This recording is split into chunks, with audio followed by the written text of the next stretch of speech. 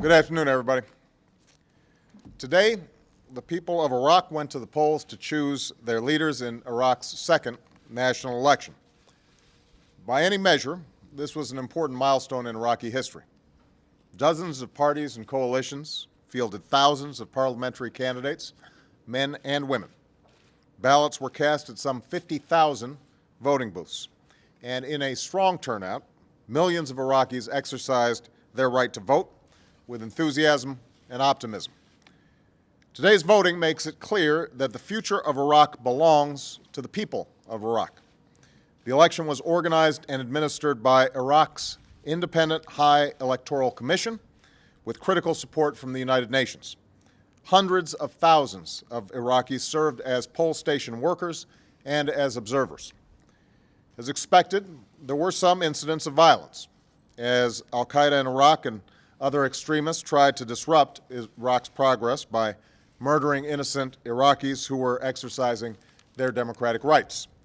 But overall, the level of security and the prevention of destabilizing attacks speaks to the growing capability and professionalism of Iraqi security forces, which took the lead in providing protection at the polls. I also want to express my admiration for the thousands of Americans on the ground in Iraq, for our civilians and our men and women in uniform who continue to support our Iraqi partners. This election is also a tribute to all who have served and sacrificed in Iraq over the last 7 years, including many who have given their lives. We are mindful, however, that today's voting is the beginning and not the end of a long electoral and constitutional process.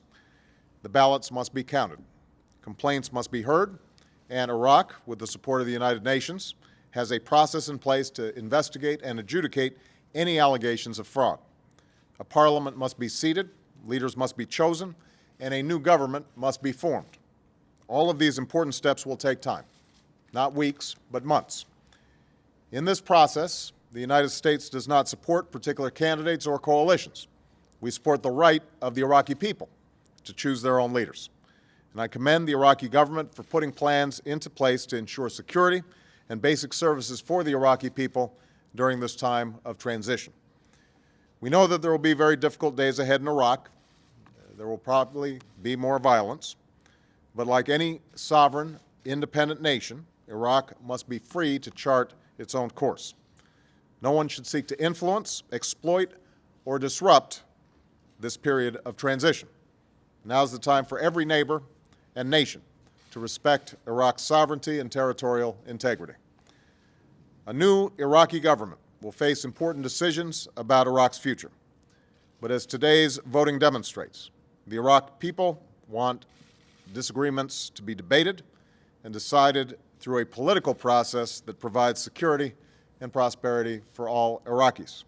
And as they go forward, the Iraqi people must know that the United States will fulfill its obligations.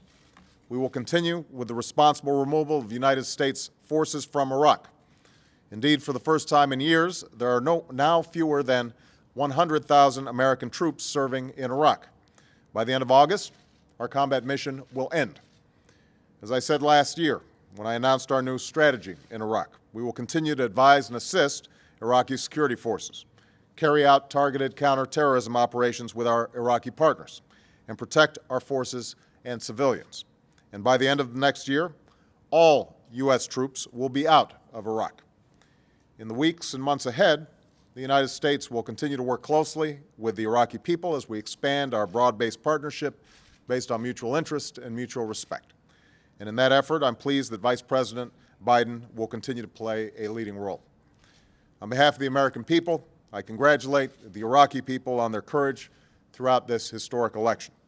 Today, in the face of violence from those who would only destroy, Iraqis took a step forward in the hard work of building up their country. The United States will continue to help them in that effort as we responsibly end this war and support the Iraqi people as they take control of their future. Thanks very much.